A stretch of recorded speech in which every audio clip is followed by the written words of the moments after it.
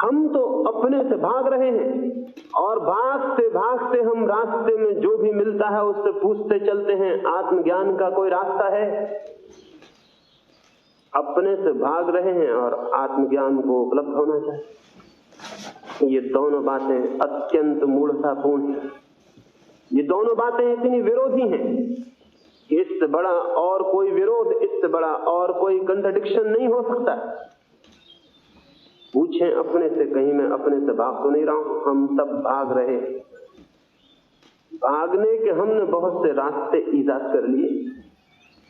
कोई भी आदमी ठीक अपने आमने सामने नहीं होना चाहता, आंख चुराता है अपने से, और इस आंख चुराने के लिए जो उपाय करता है वो ये कि जो वो नहीं है वही अपने को समझ लेता है। हिंसक व्यक्ति अपने को अहिंसक समझ लेता है, अधार्मिक व्यक्ति अपने को धार्मिक समझ लेता है, ताकि जो अधार्मिकता है वो दिखाई ना पड़े, वो आमने सामने ना आ जाए। तो सस्ती तरकीबें खोज लेता है। अधार्मिक व्यक्ति रोज सुबह उठ के मंदिर जाने लगता है ताकि उसे दिखाई पड़ने लगे कि मैं धार्मिक हूं। हिंसक व्यक्ति पानी छान के पीने लगता है ताकि उसे दिखाई पड़ने लगे कि मैं अहिंसक हूं।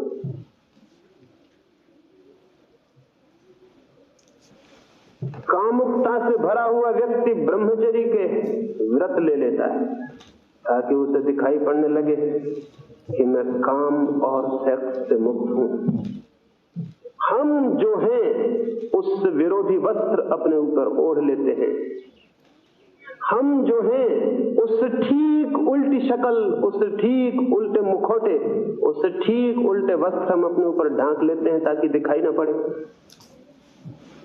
ताकि दूसरों की आंखों में तो हम छिप ही जाएं, अपनी आंखों में भी छिप जाएं। एक धोखा चल रहा है, दूसरे के साथ नहीं, अपने साथ। दूसरों के धोखे हमें दिखाई पड़ जाते हैं, लेकिन खुद जो हम अपने को धोखा दे रहे हैं वो दिखाई नहीं पड़ता। मैंने सुना है एक स्कूल में सुबह ही सुबह इस स्कूल का इंस्पेक्टर निरीक्षण करने को आ गया था।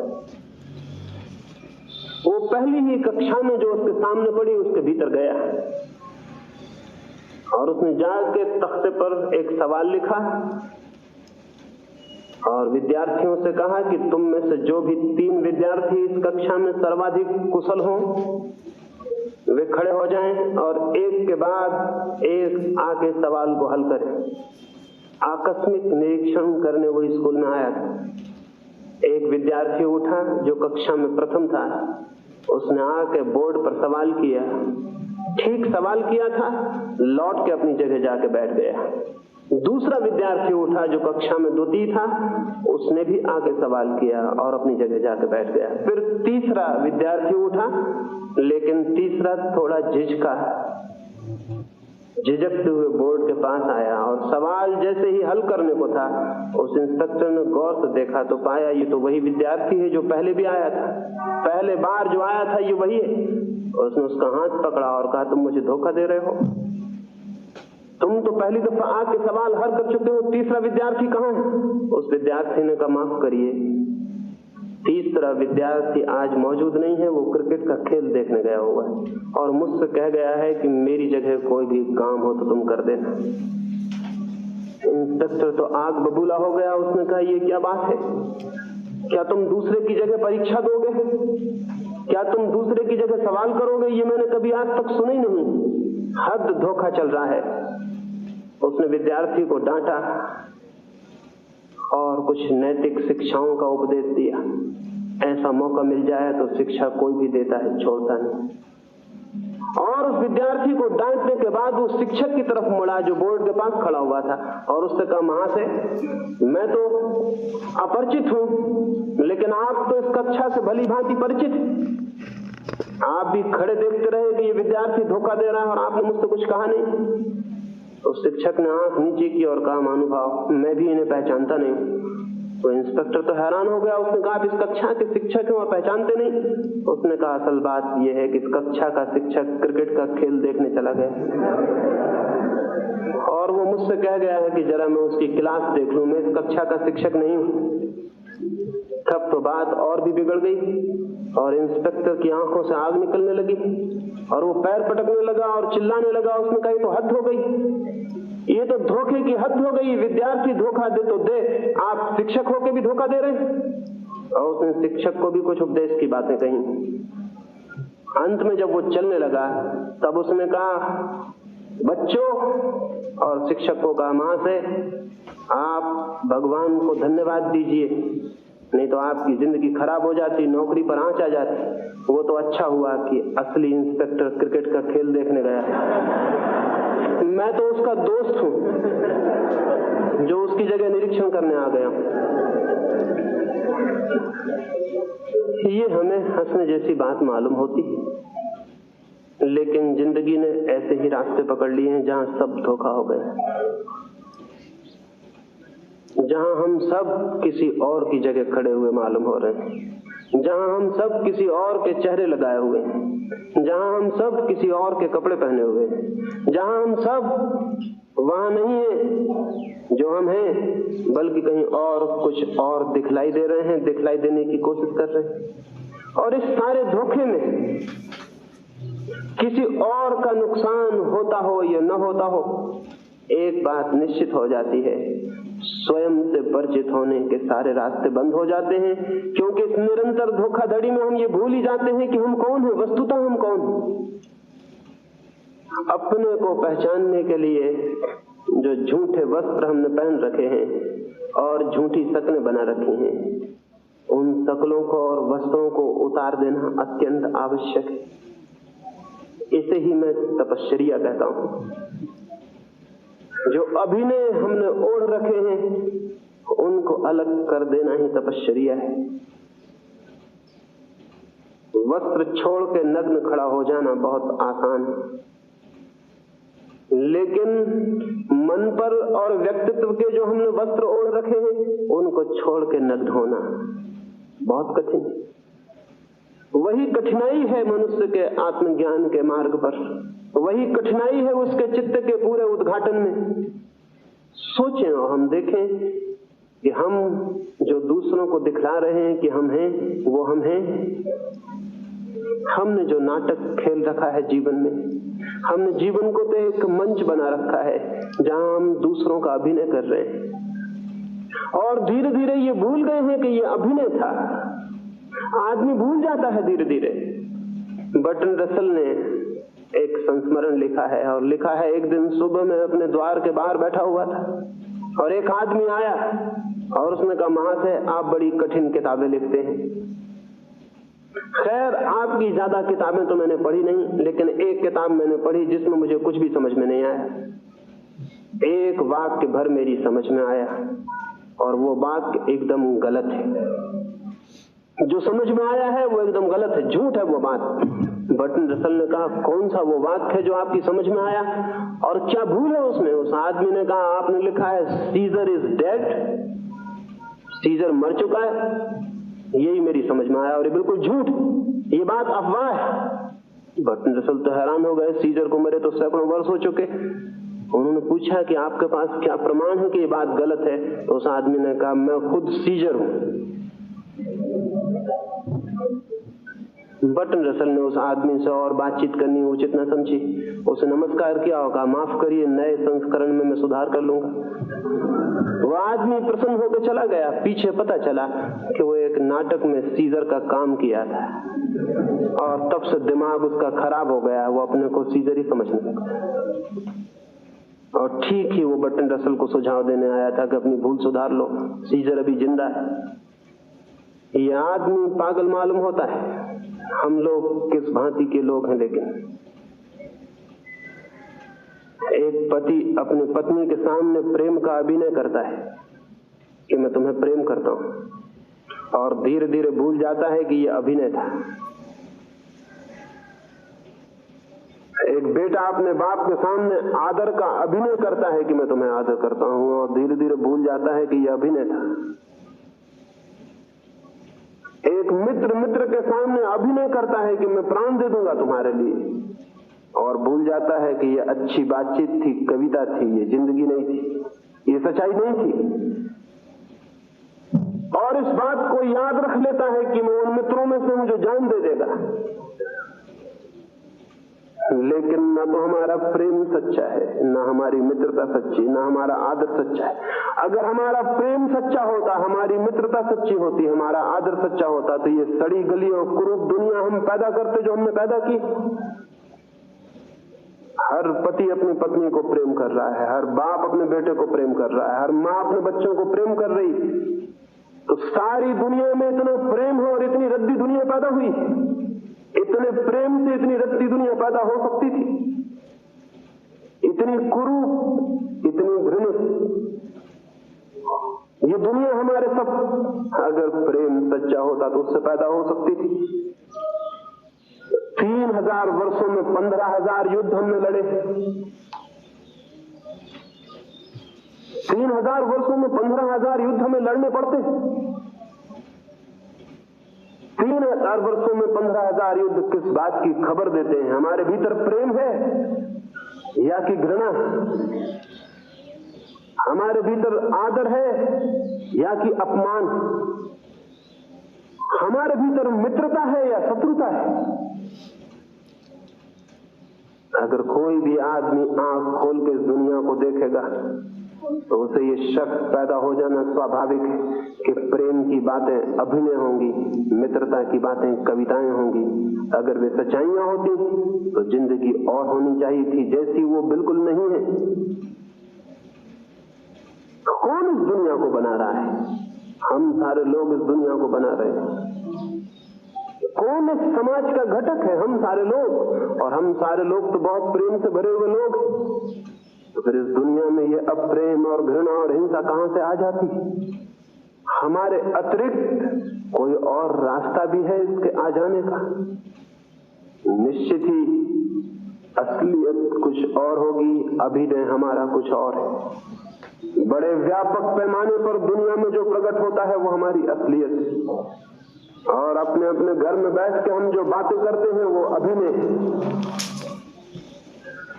जिसे हम कहते हैं कि मुझे तुमसे प्रेम है, क्या उस सच में हमें प्रेम है? क्या हमने कभी भी उसका मंगल और कल्याण चाहा है?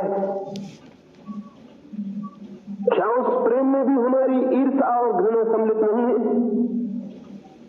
क्या जिसे हम प्रेम करते हैं उसकी गर्दन पर भी हमने फंदे नहीं डाल दिए हैं? क्या उसको भी हमने घर की दीवालों में बंद नहीं कर दिया है? क्या हमने उसके ऊपर भी शिक्षे और ताले नहीं जड़ दिए? जिसको हमने प्रेम किया है, क्या उसको भी हमने अपना पोजीशन, अपनी संपत्ति नहीं बना लिया है? क्या कोई व्यक्ति प्रेम करता है और प्रेम को संपत्ति बना सकता है? क्या कोई प्रेम करता है और प्रेम करके किसी का मालिक बन सकता है?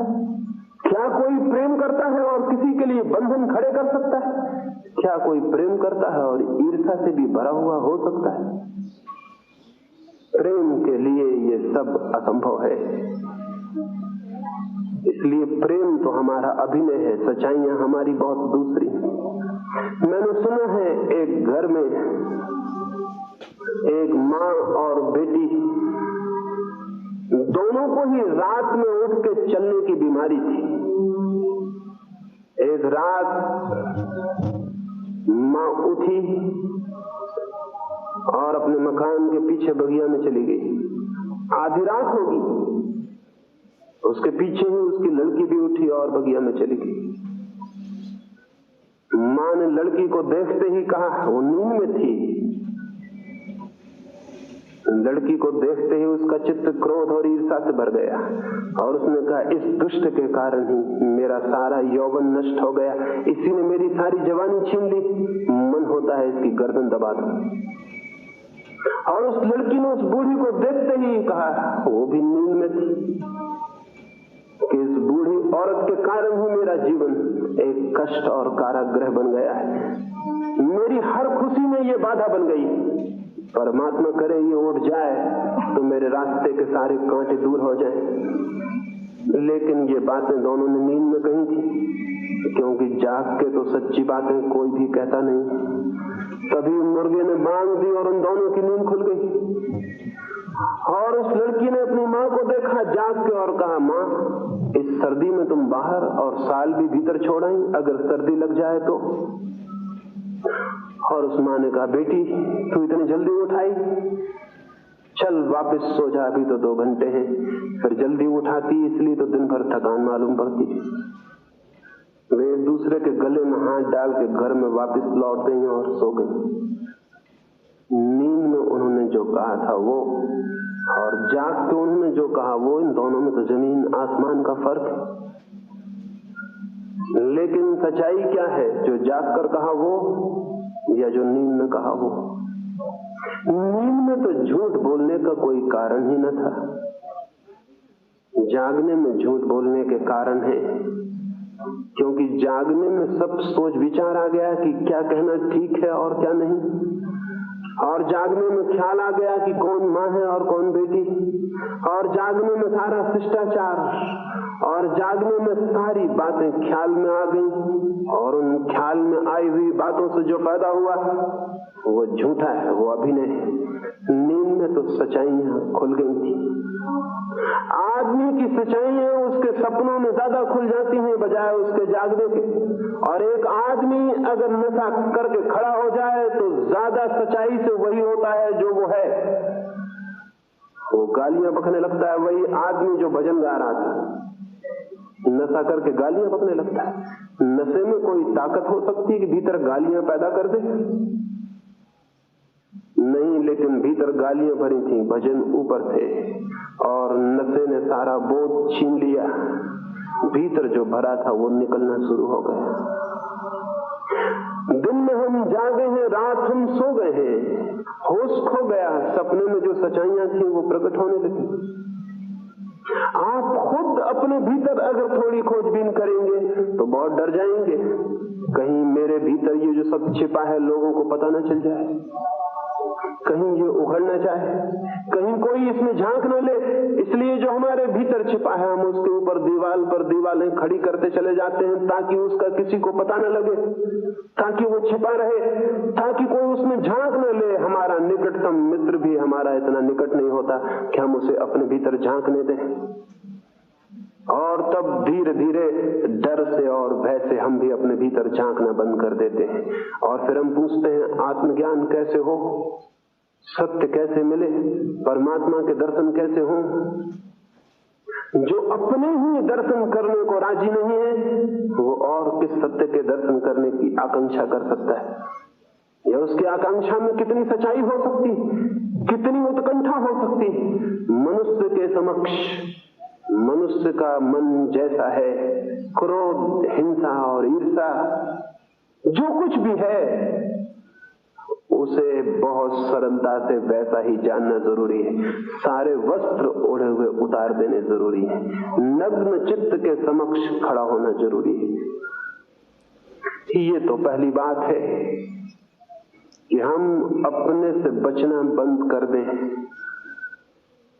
अगर किसी भी दिन हमें जीवन की गहराइयों में उतरना हो और किसी भी दिन हमें जीवन के अर्थ और अभिप्राय को जानना हो और किसी भी दिन हमें जीवन में छिपे सौंदर्य और आनंद की अनुभूति करनी हो तो अपने आप से पलायन बंद कर देना होगा, अपने आप से भागना बंद कर देना होगा और अपने वस्त्रों को उघाड़ के देखना ही पड़ेगा, चाहे ये कितना ही पीड़ादायी हो, चाहे ये कितना ही कष्टप्रद हो और चाहे कितनी ही सांत्वना हमसे छिन जाए और हमारा संतोष नष्ट हो जाए, लेकिन देखना ही होगा इस बात को।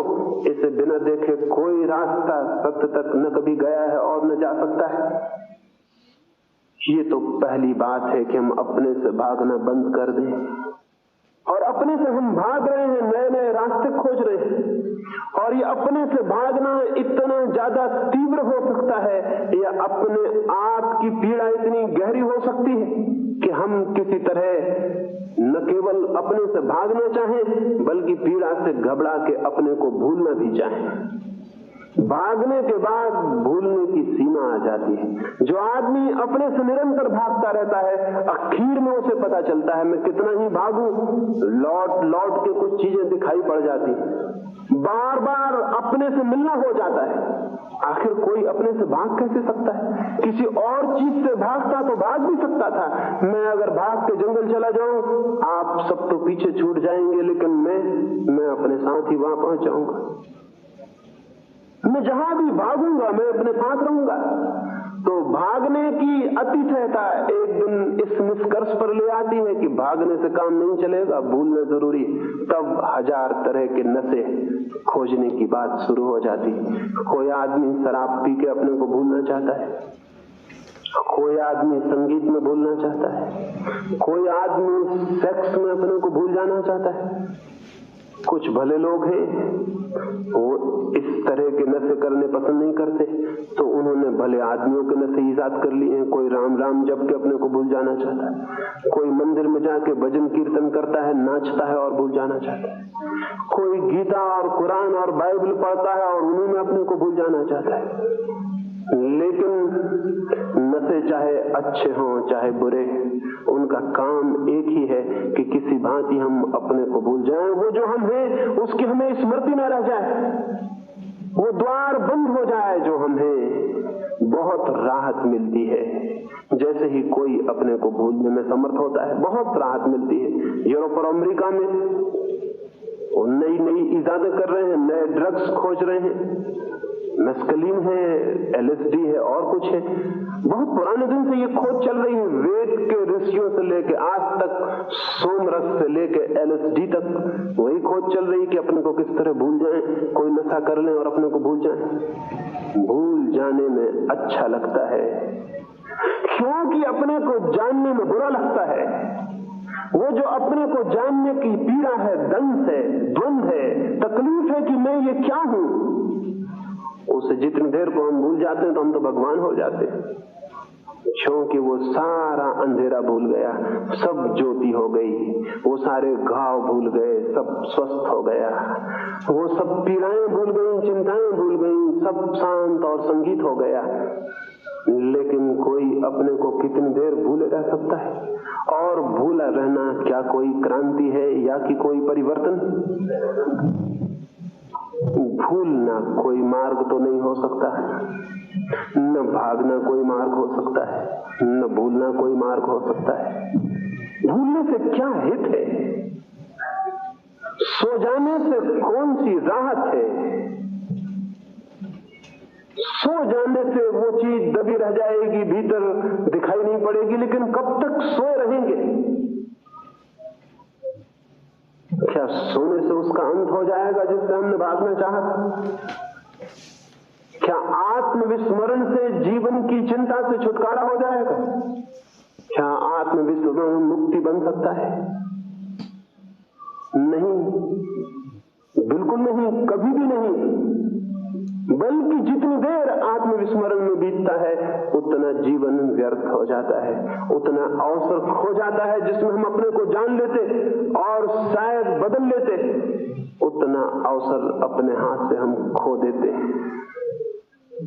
उतना अवसर हमारे हाथ से व्यर्थ बीत जाता है। उतनी शक्ति और क्षमता जो हमने अपने को भुलाने में लगाई, काश हम अपने को जगाने में लगाते तो जिंदगी और हो सकती थी, जिंदगी कुछ और हो सकती थी, बात कुछ और हो सकती थी। लेकिन हमने अपने को भुलाने में लगाया। एक आदमी के पैर में फोड़ा हो और वो नशा करके भूल जाए, एक आदमी के सिर में दर्द हो और वो अफीम खा के सो जाए, और एक आदमी के जिंदगी में चिंता हो, पीड़ा हो, परेशानी हो और वो भजन करता रहे और भूल जाए। क्या है इससे कोई पीड़ा, इससे कोई दुख, इससे कोई बीमारी का अंत होता है? नहीं, उसका तो कोई अंत कैसे होगा? उसका अंत तो उसके साक्षात से हो सकता है, उसके मुकाबले से हो सकता है, उसके निकट जानने से, उसे पहचानने से हो सकता है। ज्ञान के अतिरिक्त मनुष्य के जीवन की चिंता और दुख से कोई छुटकारा नहीं। लेकिन ज्ञान से शायद हम भयभीत हैं, क्योंकि ज्ञान की पहली सीढ़ी अपने को जानना होगी, और अपने को जानने का अर्थ आत्मा को जानना नहीं, अपने को जानने का अर्थ परमात्मा को जानना नहीं। अपने को जानने का पहला और सीधा अर्थ अपने चित्त को, अपने मन को जानना है। मन शांत हो जाए, समाप्त हो जाए, मन विलीन हो जाए तो जो जाना जाएगा वो है आत्मा। मन के रहते, मन की इस दौड़ और आकांक्षा में डूबे रहते उससे कोई परिचय नहीं हो सकता। जैसे समुद्र में तूफान हो और सारी समुद्र की छाती लहरों से भरी हो, तो उन लहरों में डूबे समुद्र को, उस समुद्र की शांति को, उस समुद्र के अथाह गहराई को देखना और जानना असंभव है। शांत हो जाएं लहरें तो वो समुद्र सामने आएगा, शांत और गहरा अथाह। लेकिन लहरों के तूफान में तो उसका कोई दर्शन नहीं हो सकता।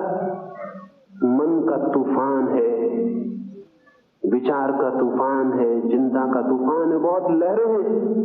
तो उन लहरों के नीचे छिपी आत्मा के सागर से कोई मिलन नहीं हो सकता। इन लहरों को जानना ही होगा। इन लहरों को जान के इनके विलीन होने पर ही पीछे छिपे सागर की अनुभूति हो सकती। तो पहला कदम बहुत नकारात्मक है और वो ये कि अपने से भागना बंद करें। लेकिन पहले तो ये समझ लें कि हम अपने से भाग रहे हैं। आमतौर से तो हम समझते हैं मैं भाग कर रहा हूं अपने से, लेकिन हम भाग रहे हैं। इस तथ्य को मेरे कहने से नहीं, अपने भीतर अपनी जिंदगी में खोजने से ही देखा जा सकता है। सुबह से सांझ तक हम भाग रहे हैं। जो हम हैं न हम जानना चाहते हैं और न दूसरे को जानने देना चाहते हैं कि हम क्या हैं। और हम रोज रोज नई तस्वीरें और रोज रोज नए चित्र गढ़ लेते हैं और नए कपड़े बना लेते हैं और भरते जाते हैं, कपड़ों से डूबते जाते हैं, धीरे धीरे खो जाते हैं, कपड़े ही रह जाते हैं और हमारा कोई पता नहीं रह जाता कि हम कहाँ हैं। अगर हमारे कपड़े कोई छीन ले एकदम तो शायद हम पहचान भी न पाए कि हम कौन, हम क्या हैं। जो बातें हमने दूसरों को दिखाई हैं अगर हमारी सारी पोंछ दी जाए, छीन ली जाए, तो हम नग्न खड़े रह जाएं और पहचानना मुश्किल हो जाए कि मैं कौन हूं।